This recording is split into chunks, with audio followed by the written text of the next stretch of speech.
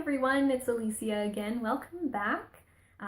Today we've got another video with some great book recommendations, an activity, and a bad joke to keep your spirits up while we're all stuck at home. And I found that school is on everyone's brains these days. How's everyone doing with the whole virtual classroom thing? It's weird, isn't it? Tell us how it's going. So all of my recommendations today are about school life, as it is normally when we're not all trying to do it through a computer. Our joke today is, I think it's a pretty good one. It goes, why did the Cyclops have to close his school? Because he only had one pupil.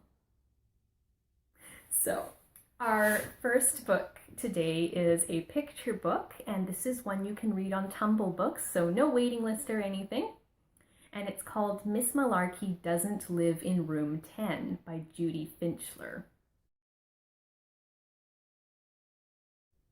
Now there are some other Miss Malarkey books as well, so you can read those also, but this is the first one, and I like this one because it kind of addresses a common misconception that a lot of kids have, including myself when I was a kid, which is the assumption that your teacher lives at school, of course. A lot of kids believe that, like they can't conceive that their teachers have a life outside of the classroom.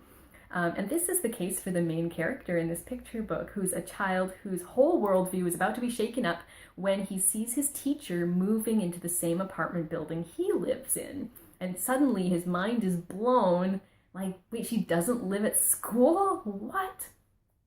So this is it's a sweet and it's a funny book that sort of delves into the hilarious misunderstandings that kids sometimes have about their teachers' private lives. Highly recommended. It's really fun. Our next book is for older readers, and it's a chapter book by Andrew Clements, who's a very prolific kids author, called Losers Club. And you can read or listen to this book on Library to Go.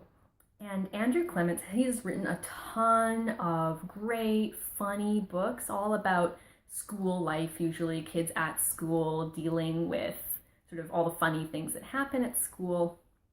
And this one in particular I like because it features reading very prominently, so of course I like it.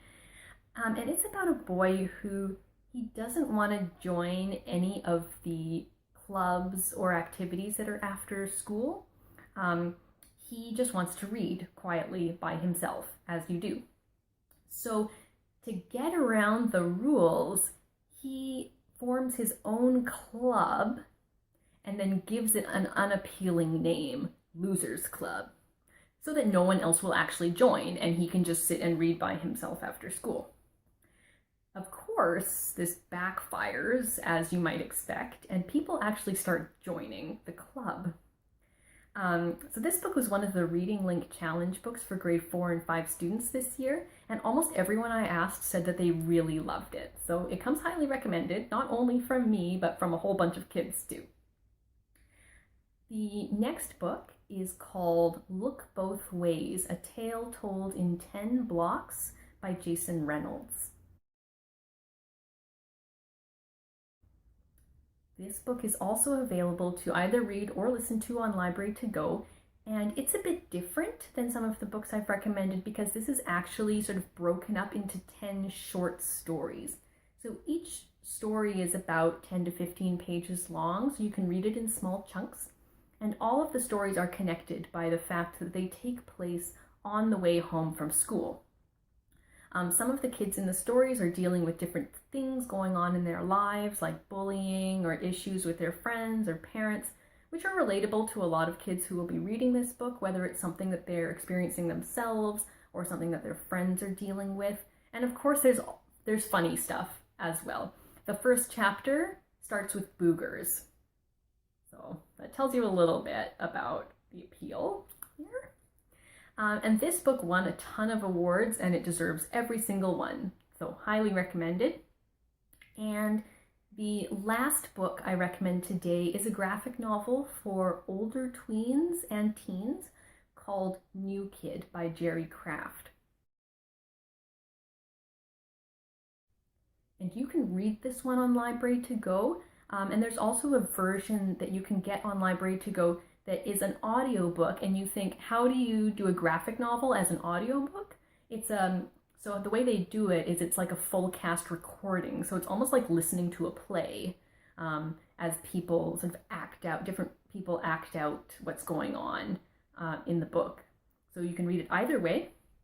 If you like Raina Telgemeier books like Smile and Sisters and things like that, or Jean Lewin Yang, you will really like this one.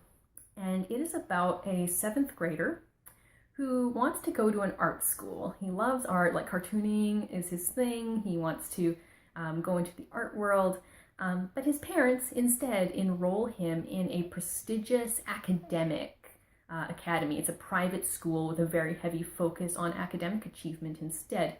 It kind of reminds me a little bit of Miles Morales in Into the Spider-Verse in that movie. And our main character in this book, he has a hard time fitting in, as many kids do. And to make matters worse, he's one of the only kids of color in his entire grade. So it's predominantly white school. And he finds himself torn between two worlds, between the world of his neighborhood where he lives and the school, which are very different cultures. So he has to figure out how to navigate both of those cultures, both of those worlds, how to make and keep friends, and how to stay true to himself through all that, and figuring out what is myself, what is being true to myself. And this is an excellent book for everyone, I feel. Kids who have trouble fitting in will see themselves in the main character, and kids who don't deal with exactly the same issues will gain empathy for those who do. So this is another award winner that deserves every accolade that it gets, in my opinion. Our activity today is something to do that will be very useful when school gets back in, which is using something that you might have, that you might throw out otherwise, and turning it into a pencil case. So if you have any DVDs that you're throwing out or donating, we need an old DVD case. And you're going to turn that old DVD case into a pencil holder. This is a great recycling, kind of upcycling project, but it does need some adult help if your child is younger, because you will need to do some cutting with an X-Acto knife or a craft knife to sort of flatten out the DVD case. So you will need someone who can use a sharp object, at least, to get the DVD case ready. The instructions that I have linked in the description, so there's a step-by-step there of how to do it. And the instructions there call for using fabric for the inside, but I have also made these at library programs just using duct tape or even construction paper, though it's not as durable, but anything to dress it up. You can be a lot more flexible than what it says in the instructions. You can kind of use what you have. So I hope that gives you some ideas.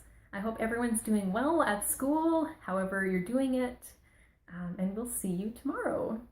Bye.